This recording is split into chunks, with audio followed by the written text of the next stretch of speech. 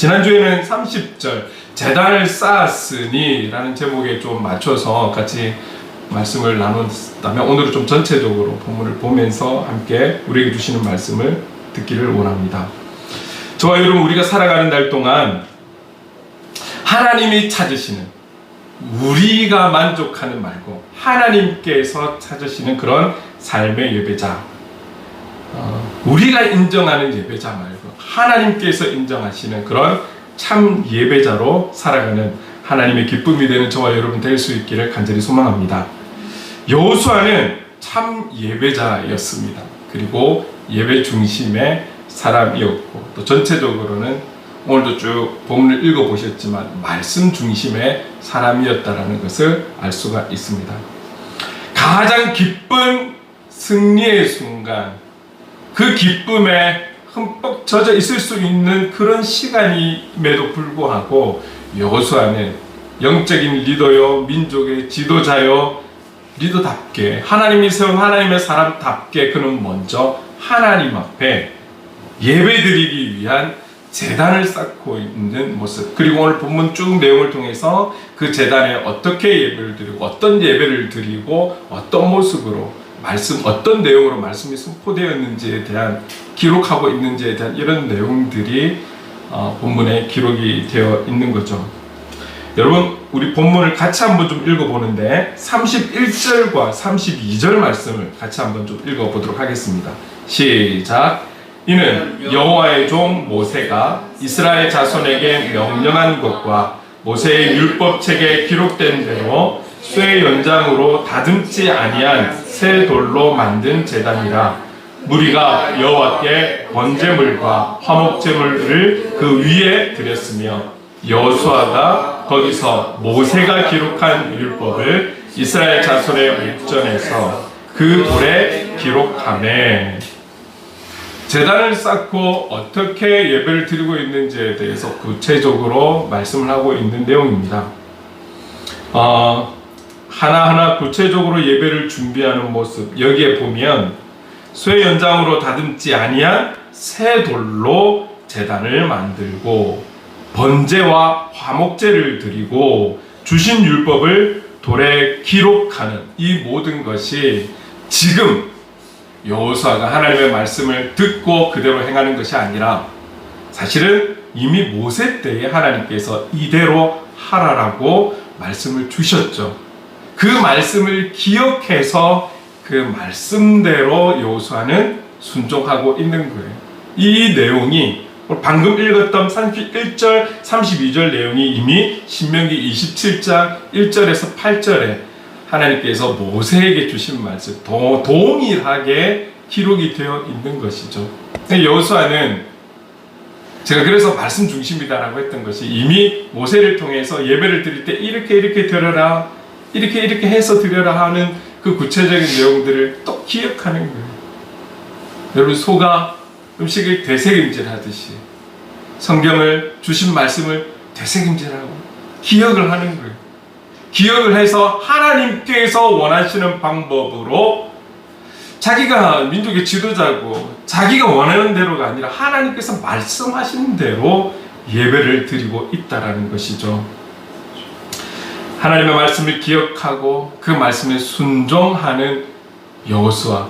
계속해서 우리는 여리고성과 아이성 전투를 통해서 참 이 여호수아가 하나님의 말씀에 의지하고 그 사인에 의지하고 그리고 주신 말씀에 순종하는 그런 사람이었다는 것을 계속해서 우리는 반복적으로 보고 있습니다. 여호수아에게만 그것을 원하시는 것일까요? 진리는 변하지 않는 거잖아요. 변하는 것이라면 시대마다 변하고 세대마다 변하고, 그럼 그것을 진리라고 할 수 없는 것이죠. 오늘 여호수아를 향한 그 마음은 오늘을 살아가는 저와 여러분에게도 동일한 것을 요구하시고 동일하게 살아가기를 원하시는 줄로 믿습니다. 이 여호수아를 통해서 우리는 여러 가지를 배울 수 있겠지만, 어쨌든 그가 지도자로 있지만 말씀 중심으로, 그리고 그 말씀에 대한 순종으로 그 역할들을, 그 사명을 감당하고 있다는 것을 우리는 꼭 기억해야 할 것입니다. 자, 여러분, 쇠 연장으로 다듬지 아니한 새 돌로 만든 제단. 지난주에도 말씀드렸지만 이 제단은 재물을 잡는 곳이잖아요. 짐승들이 다 조그마한 짐승이 아니라 양과 염소와 또 때로는 소를 잡을 때 큰 제단이어야 하겠죠. 이것을 잡기 위해서는 또 돌도 모양이 잡을 수 있는 그런 모양이 되어야 하겠죠. 자, 그런데 오늘 분명하게 말씀하고 있는 것은 쇠 연장으로 다듬지 아니한 새 돌로 제단을 만들으라고 하는 거죠. 당시에 여러분, 연장이라는 게 좋으면 얼마나 좋을까요? 이 돌을 깨고 다듬는 이 연장이 지금 이 시대나 되니까 너무 잘 발전이 되어서 좋은 돌도 이쁜 모양을 만들고 많은 작품들을 만들고 있잖아요. 이 시대에 그 쇠라는 게 있어도 그 연장 자체가 얼마나 좋은 연장이겠어요. 그럼에도 쇠 연장으로 건들지 않은, 다듬지 않은 그대로의 새 돌로 만든 제단으로 사용하라고 말씀하고 있어요. 많은 학자들이 이런 부분에 있어서도 시대적인 것을 생각했어도 다듬어 봐야 얼마나 다듬을 수 있을까. 그럼에도 불구하고 하나님께서 분명하게 다듬지 아니한 것으로 제단을 만들어라고 말씀하실 때는 여기에는 이유가 있지 않을까. 이런저런 이유 중에 이게 성경에 기록된 것은 아니지만 하나님께서 있는 그대로를 찾아서 제단으로 만들으라고 한 것은 그 제단을 통해서 제사를 드릴 때, 그리고 제물을 잡을 때 다듬어지고, 지금 시대를 생각하지 마시고요, 그때 당시에 어쨌든 쇠 연장으로 다듬어진 그 제단에 많은 사람들의 시선이 가기 때문에 하나님께서 그 시선조차도 빼앗기지 않고 싶은 마음에 이 명령을 주신 것이 아닌가. 그래서 제가 지금은 한번 곰곰이 생각을 해봤어요. 여러분, 많은 교회들은 이렇게 해요. 강대상 앞에 아주 이쁜 꽃꽂이를 한다든지, 꽃꽂이가 아니면 뒤에 아주 멋진 나무들을 이렇게 배치를 해 놓죠. 강단을 좀 더 아름답게 꾸미고자 하는 부분. 또 어떤 분들은 개인적으로 하나님 앞에 감사한 일들이 있거나 그래서 꽃꽂이 할 수 있는 비용을 줘서 이렇게 섬기는 그런 일들도 하죠. 이것이 잘못되었다, 틀리다라고 말을 하기보다는 그렇지 아니하는 교회, 강단에 꽃꽂이를 놓지 않는 교회에 꽃을 놓지 않는 이유, 아름다운 이쁜 멋진 나무를 두지 않는 이유는 또 어떤 것이냐면, 강단을 아름답게 꾸미는 것도 좋지만 이 강단의 가장 아름다운 것은 말씀 되신 예수님이 아름다우시면 되는 거예요. 이것을 의미를 생각하다 보니 또 강대상에 화분이나 꽃꽂이나 나무나 두지 않는 교회들도 있습니다. 자, 그렇다면 우리는 꽃꽂이를 하거나 나무를 두거나 강단을 아름답게 꾸미고자 하는 그 마음은 우리가 가지되, 두 번째 꽃꽂이를 두지 않는 그 의미에 대해서도 우리가 깊이 생각은 할 수 있어야 된다는 것이죠. 분명한 것은 여러분, 교회 어떤 강단, 소중하고 중요하고 아름다운 곳이어야 되고 웅장한 곳이어야 되고 멋진 곳이 되어야 하는 것은 맞다 하더라도, 가장 아름다우신 것은, 가장 위엄이 있어야 하는 것, 가장 힘이 있어야 하는 것, 가장 좋아 보여야 하는 것은 사실은 우리 눈에 보이지 않는 말씀이지 않겠습니까? 그리고 말씀 대신 예수 그리스도께서 주인공이 되셔야 하는 것이죠. 우리가 이 중심은 잃으면 안 되는 것입니다. 사람들은 화려한 것, 외형적인 것을 보는 거예요. 오죽하면 하나님께서 우리에게, 하나님은 외모를 보지 아니하고 사람들처럼 외모를 보지 아니하고 그들 마음의 중심을 본다라고까지 말씀을 하시는 걸 보면, 사람들의 시선이, 사람들의 판단이 사실은 그 사람들의 중심을 볼 수 없으니 외형적인 걸로 판단하는 경우가 많기 때문에 주신 말씀 아닐까요? 오늘 저와 여러분들 어떻습니까? 새로운 사람들을 만나고 내가 속한 어떤 현장의 공동체에서 많은 사람들을 대할 때 그 사람들을 어떻게 판단하십니까? 어떻게 평가를 하십니까? 알 수 없으니 눈에 보여지는 걸로 판단할 수밖에요. 생김새로 판단할 수밖에요. 판단하지 않는 것이 가장 좋은 것이지만 그러나 우리의 마음의 생각에 외적인 것으로 판단하는 경우들이 참 많이 있는 거예요. 근데 이 시대도 그랬던 것 같아요.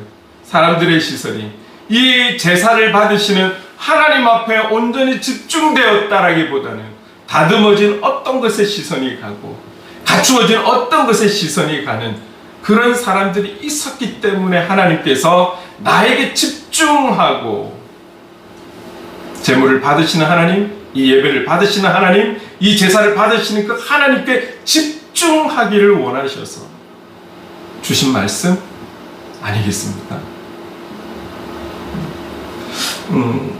여러분 보면 교회들이 사실은 딱 한 교회가 있을 때 담임 목사님도 판단하잖아요. 아, 저분의 외모, 저분의 화려한 이력, 그리고 저분의 설교 실력 드러나고 들려지고 보여지는 것으로 판단하잖아요. 그것뿐만이 아니죠. 이제는 교회가 갖고 있는 건물, 주차장, 그것뿐만이 아니죠. 예배당 안에 들어갔을 때의 화려한 조명, 화려한 영상, 화려한 음향 시스템, 아주 구체적으로는 내가 앉는 의자까지도 편한지, 이게 중요한 시대가 되었어요.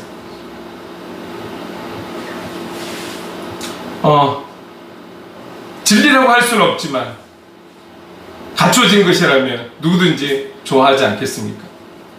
근데 이런 것들로 교회를 판단하고 이런 부분으로 목사님을 판단하고 이런 부분들로 성도들을 판단한다라면 그건 정말 잘못된 것이죠. 오늘 조금 전에도 기도했던 것처럼 우리에게는 모든 부분에 있어서 분별할 수 있는 은혜가 필요한 것이죠. 이 시대는 더더구나 그렇습니다. 가짜가 진짜 같고 진짜가 가짜 같은 그런 이 세상에 하나님이 주시는 분별함이 없다라면 우리는 바르게 하나님 주신 마음으로 살아갈 수가 없는 것이죠. 여러분, 교회가 많이 갖추어졌다 할지라도 때로는 어떤 데는, 그리고 우리나라의 많은 교회는 갖춰지지 않은 교회들이 더 많아요. 어떠하다 할지라도 우리가 잃지 않아야 되는 것은 그 교회의 머리가 되신 예수 그리스도이지 않겠습니까? 아무리 화려하고 멋지고 아무리 갖춰지지 않는다 할지라도 그 어떤 것이라 할지라도 예수님이 빠지면 무슨 의미가 있겠습니까? 그 화려함이, 그 아름다움이, 그 가난함이 무슨 의미가 있겠습니까?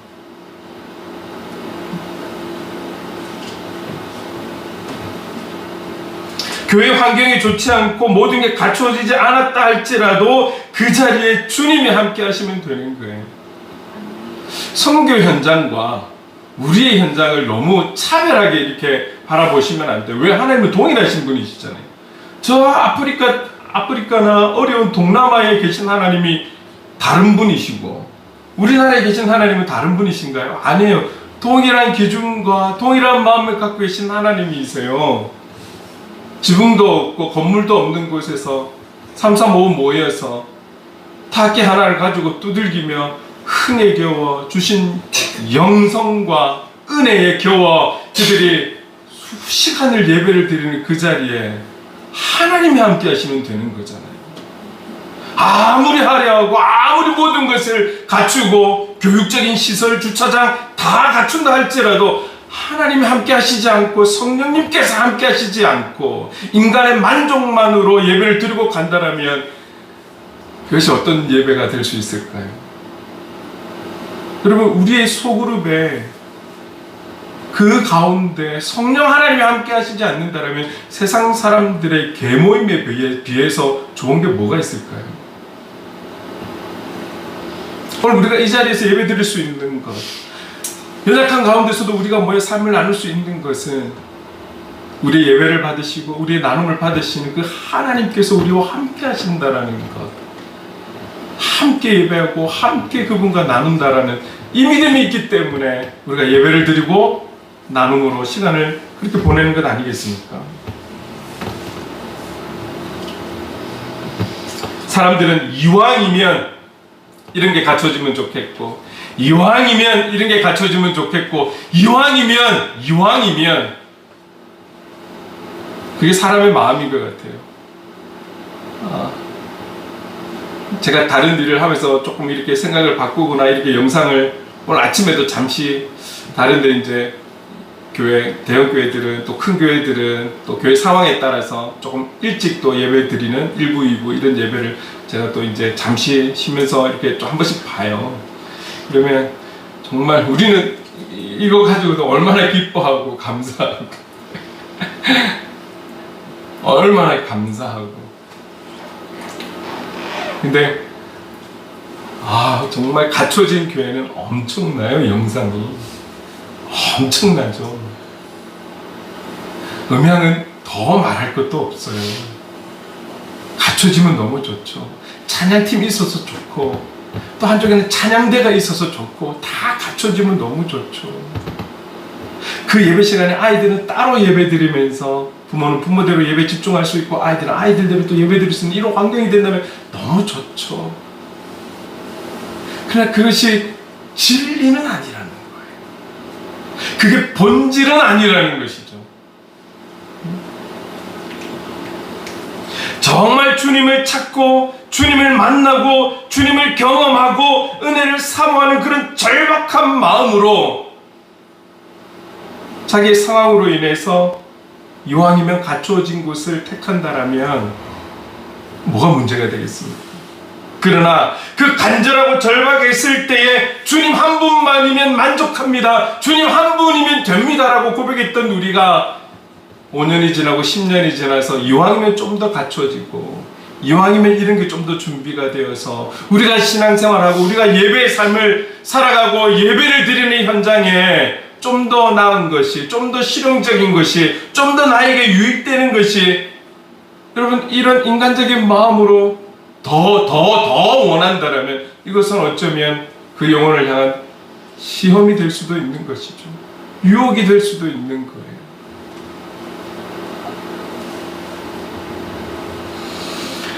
여러분 저는 우리 행복을 그리는 교회가 화려한 것 하나도 없고 뭔가 좋은 것 하는 것도 없지만 오늘 이곳을 우리가 만들어 갔으면 좋겠어요.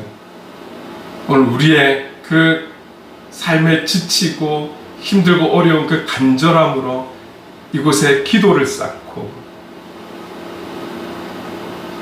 뭔가 지치고 힘들 때 그냥 다른 말 안 해도 기도 많이 하지 않아도 이 장소의 머리가 되신 주님 앞에 나와 있는 심정으로 이곳이든 3층이든 쉼을 누릴 수 있는 영적인 나의 안식처가 되고 여호수아처럼 기뻐도 이곳에 먼저 와서 하나님 앞에 기도할 수 있고 아프고 슬퍼도 이곳에 먼저 와서 기도할 수 있고 함께 부르짖을 수 있고 함께 찬양하고 함께 한 목소리로 하나님 앞에 간절함으로 나아가는 그런 교회가 될 때에 하나님의 때가 되면 성령의 역사들을 허락해 주실 줄로 믿습니다. 우리 행복을 그리는 교회가 그런 교회가 되기를 소망합니다. 하나님께서 이 시대에 그런 교회를 지금도 찾고 계시지 않을까요? 지금도 예배자를 찾고 계신다라는데 그 예배자가 저와 여러분 되어야 되지 않겠습니까? 우리가 세운 계획, 우리가 세운 이론, 내가 원하는 예배자가 아닌, 그런 예배 공동체가 아닌, 그런 예배 장소가 아닌 하나님께서 원하시는 예배자, 그 말씀대로 순종할 수 있는 삶의 예배자, 그 말씀대로 세워가는 교회 공동체가 될 때에 그 외형이 어떠하든 환경이 어떠하든 하나님이 인정해 주시고 하나님이 기뻐 받으시는 예배 초선하면 그게 제일이지 않습니까? 우리가 기억해야 될 것은 여러분, 사도행전의 성령의 임재는 화려한 곳에서 성령의 임재가 이루어진 것 아닙니다. 마가의 다락방이에요. 다락방에서 놀라운 역사가 일어났다는 사실을 기억하십시오. 다락방에서 성령의 임재가 있었다는 것, 우리는 잊어서는 안 되는 거예요. 대신에 그곳에 무엇이 있었습니까? 주님의 제자들이 모여서 함께 간절함으로 기도했을 때, 그들이 갖고 있는 그 간절함을 온전히 예수의 이름으로 쏟아내며 함께 기도하고 있었을 때, 그때 성령께서 그 자리에 임재하셨다라는 사실을 우리는 기억해야 합니다. 또 우리는 무엇을 기억해 볼까요? 여러분, 예수님은 이 땅에 그 이전에도 그 이후에도 없는 유일한 우리의 구원자가 되시잖아요. 모든 것이 갖추어진 궁궐에서 태어나셔야 되는 것 아닐까요? 아니면 어떤 능력 있고 힘 있고 가진 것 있는 어떤 그런 환경에서 태어나셔야 했던 것 아닐까요? 아니면 수많은 사람들이 그때 당시도 메시아를 기다렸으니 그 메시아를 사모하고 기다리는 그 현장에 딱 태어나셔야 하는 것 아니었을까요? 어디에서 태어나셨습니까? 냄새나고 더러운 마국간에서 태어났다는 것 우리는 잘 알고 있죠. 갖추어진 곳이 잘못되었다, 틀렸다라는 것을 이야기하는 것 아니에요. 그런 곳에서도 주님은 나셨고, 그런 곳에서도 성령의 놀라운 영원히 지워지지 않을 성경에 기록된 장소가 되었다는 것을 우리는 잊으면 안 되는 거예요. 하나님의 역사는 갖춰진 대로 하나님의 역사가 있는 것이요, 갖춰지지 않았지만 그 속에도 주님은 놀랍게 지금도 역사하고 계신다라는 이 믿음을 가지고 우리는 살아가야 할 줄을 믿습니다. 아멘.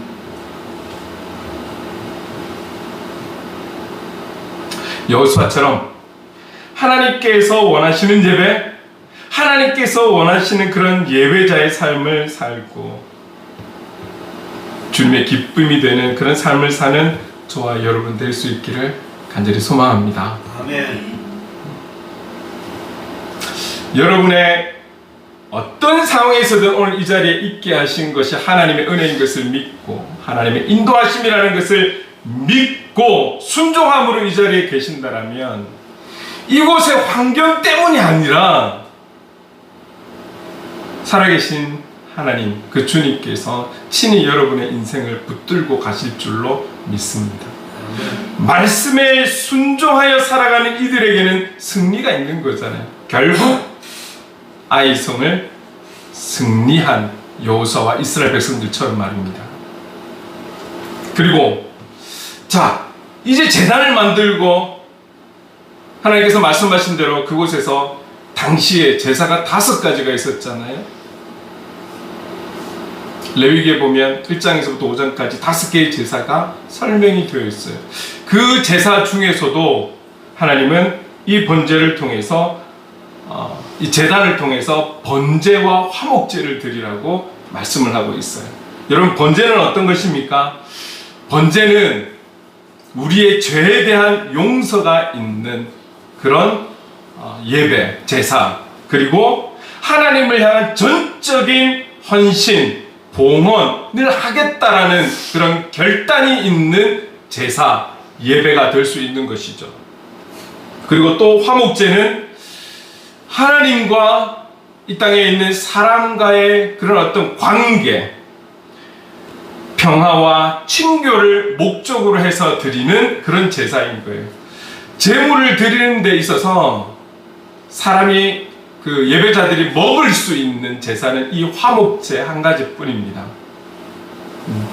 이 2가지의 예배를 공통적으로 이야기를 한다면 감사로 드리는 제사, 감사로 드리는 예배인 것이죠. 이 예배를 드리라고 하나님께서 명령하셔서 지금 여호수아는 이 2가지의 예배를, 제사를 드리게 되는 것입니다.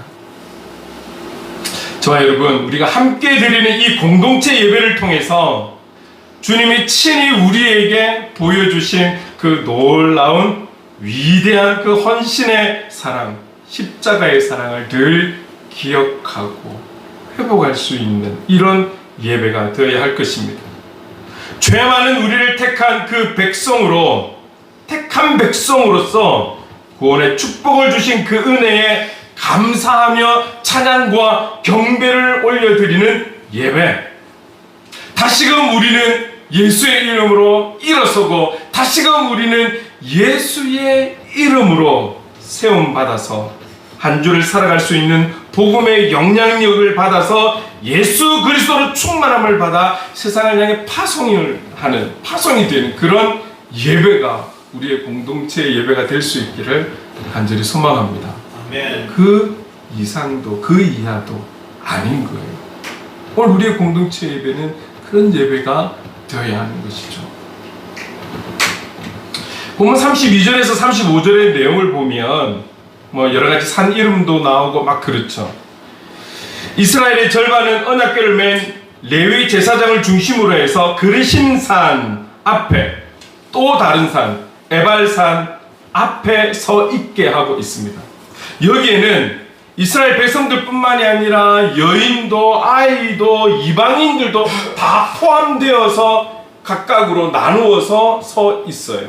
우리가 일반적으로 여러분 그 축복의 산이 그르심산 그리고 저주의 산이 에발산이라고 이야기를 해요. 더 구체적인 것은 우리가 구약을 통해서 공부할 때 또 알아볼 수 있겠지만, 자, 중요한 것은 그래서 그르심산 앞에 선 자들은 축복을 받고 에발산 앞에 선 무리들은 저주를 받는다, 이런 의미가 아닌 거예요. 오늘 본문에서 우리에게 말씀하고 있는 이 의미는 그르심산에 있는 자들은 율법에 순종하는 자, 하나님의 말씀에 순종하는 자, 그리고 에발산에 있는 자는 율법에 불순종하는 자, 말씀에 순종하지 않는 자를 상징하기 위해서 나타내는 거예요. 결국 이것은 우리에게 지금 말씀하시는 것이 무엇이냐면, 결국 하나님의 사람들은, 그리스도인들은 순종 아니면 불순종이라는 거예요. 순종 아니면 불순종이지 중간은 없는 거예요. 여러분, 천국과 지옥 말고 다른 곳이 있어요? 천국과 지옥 말고 다른 곳은 없어요. 몰라요. 죽어서 어디로 가나요? 몰라요. 몰라요라는 곳은 없어요. 천국 아니면 지옥이. 천국 가는, 그 하나님 나라에 입성하는 유일한 길이 예수 그리스도라는 거죠. 예수 그리스도라는 거예요. 여러분, 혹시나 조금 요즘 유튜브나 뭐 이런 걸 보면 또 어떤 한 교단에 뭐 KCC, WCC, 그리고 뭐 NCCK 뭐 이런 뭐 좀 논란들이 막 있어요. 이런 논란들이 있는데 결국 뭐냐면 이런 거예요. 지금 말씀과 연결한다라면 우리가 하나님 나라에 천국에 들어갈 수 있는 길은 오직 유일한 하나, 예수 그리스도, 그 이름을 믿는 것밖에 없어요. 이 믿는 믿음이 없이는 갈 수가 없어요. 그럼 어디로 가야 돼요? 지옥 가는 거예요. 다른 어중간한 중간이 없어요, 여러분. 하나님의 자녀들은, 하나님의 사람들은 순종 아니면 불순종이에요. 그래서 우리에게 그렇게 말씀하시잖아요. 차든지 뜨겁든지 하라고. 그럼에도 불구하고 오늘 이러한 말씀들을 우리에게 주신 것은 하나님의 백성들이 이 땅에서 살아가면서 말씀의 중심을 가지고 살아가는 삶, 그리고 그 말씀에 순종하며 살아가는 삶, 감사의 삶, 축복의 삶을 살기를 원하시는 아버지의 마음을 우리에게 지금 보여주시고 있다는 것을 여러분 기억하시면 되는 거예요. 이 말씀들을 통해서 그르심산, 에발산, 그리고 제단의 말씀대로 순종하는 여호수아, 이런 모습들을 통해서 오늘을 살아가는 저와 여러분들이 하나님의 자녀답게, 하나님의 택함받은 백성답게, 구원받은 자답게, 복음의 사람답게 하나님의 말씀에 순종함으로 이 땅에서 하나님이 주시는 축복과 은혜 속에 말씀 중심으로 살아가기를 원하시는 그 아버지의 마음을 오늘 우리에게 이 본문을 통해 보여주시고 있다는 것이죠. 우리 행복을 그리는 교회는 오늘 저와 여러분은 하나님께서 앞으로 어떠한 환경과 상황을 주신다 할지라도 더욱 우리 자신을 드리는 그런 산제사, 산예배로 하나님 앞에 나갈 수 있기를 간절히 소망합니다. 아멘. 여러분, 제가 권면하는 것은 어떤 타임에 우리에게 은혜를 주실 줄 몰라요. 저는 제가 받은 은혜는 말씀도 당연한 것이지만 찬양 속의 은혜를 많이 받는 사람입니다. 모두가 동일하지는 않지만 여러분, 이미 우리의 출발에서부터 예배는 시작되었다는 걸 잊지 마십시오. 행복을 그리는 교회 예배를 드리러 올 때 늘 사모함으로 기대함을 가지고 찬양 시간에서부터 이것은 내가 노래를 잘하고 못하고가 아무런 문제가 되지 않아요. 가사만 읽어도 돼요. 그게 찬양인 거예요. 노래하는 것과 찬양은 달라요. 나와서 끝까지 우리의 몸이 마치는 그 시간까지 하나님의 역사가 어느 타임에 어느 순간에 어떤 문장과 어떤 단어와 어떤 말씀과 어떤 나눔을 통해서 우리에게 탁 꽂히는 하나님의 은혜를 주실 줄 몰라요. 하나님을 기대하는 마음으로 오셔야 됩니다. 이 교회 머리 대신 우리 예수 그리스도께 기대하는 마음으로 오셔야 돼요. 그런 예배, 그런 예배자, 이 예배를 통해서 한 주간을 살아갈 때 오늘과 같은 마음으로 세상 속에서 동일하게 나의 현장에서 그런 예배자로 살아갈 때 교회에서든 현장에서든 하나님의 역사는 밤이나 낮이나 끊임없이 이루어지는 줄로 믿습니다. 아멘. 이 믿음으로 살아가는 자가 예수 믿는 자이고 오늘 여호수아와 같은 이런 하나님 중심의 사람이지 않겠습니까? 여러분, 하나님은 어떤 조건을 원하지 않으십니다. 아무리 화려한 곳에 다 갖춰진 곳에 있다 할지라도 하나님의 시선은 그곳에 나와 있는 예배자 한 영혼에게 시선이 가 있다는 거 잊지 마십시오. 아무리 갖춰진 것 없다 할지라도 하나님의 시선은 갖춰지지 않아서 불평하시고 불만하는 것이 아니라 그럼에도 불구하고 예배드리기 위해 나와 있는 여러분 한 사람 한 사람에게 시선을 두고 계시다라는 사실을 잊지 마십시오. 하나님의 시선은 외모, 외적인 것, 환경에 있는 것이 아니라 하나님의 택함 받은 백성, 하나님 인도하시는 그 영혼 한 영혼에게 늘 시선을 두고 늘 관심을 가지고 이것을 위해서 2000년 전에 예수 그리스도를 보내주셔서 환경 때문에 보내주신 거 아니잖아요. 우리의 영혼을 위해서 십자가에서 모든 물과 피를 쏟게끔 하신 분이 하나님 자신이었다는 것을 우리는 잊어서는 안 되는 것입니다.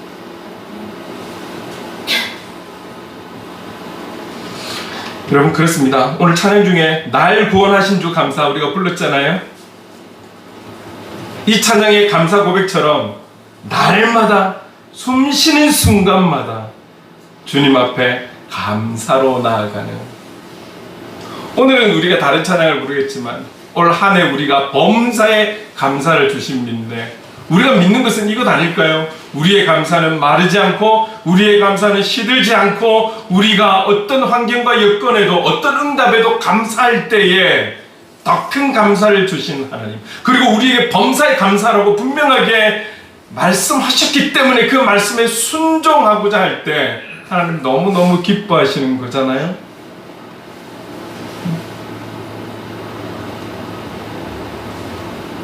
그렇게 날마다 숨쉬는 순간마다 주님 앞에 감사로 나아가는 그런 삶의 예배자로 우리가 제단을 쌓으며 나아가야 하는 우리 교회가 될 수 있기를 간절히 소망합니다. 아멘. 우리 행복을 그리는 교회뿐만이 아니라 여러분의 가정에서, 그리고 여러분의 직장에서, 여러분의 학교에서 영적인 제단을 만들고 그 제단 위에 여러분을 들여서 그 공동체 속에 하나님의 사람으로 빛의 역할을 감당할 수 있는 하나님의 사람, 복음의 사람, 하나님 중심과 예배 중심의 삶을 살아가는 오늘 여호수아와 같은 이런 영적 리더가 만인 제사장인 저와 여러분 될 수 있기를 간절히 소망합니다. 아멘. 그렇게 살아가는 우리의 삶이 되기를 예수님의 이름으로 축원합니다. 아멘. 아멘.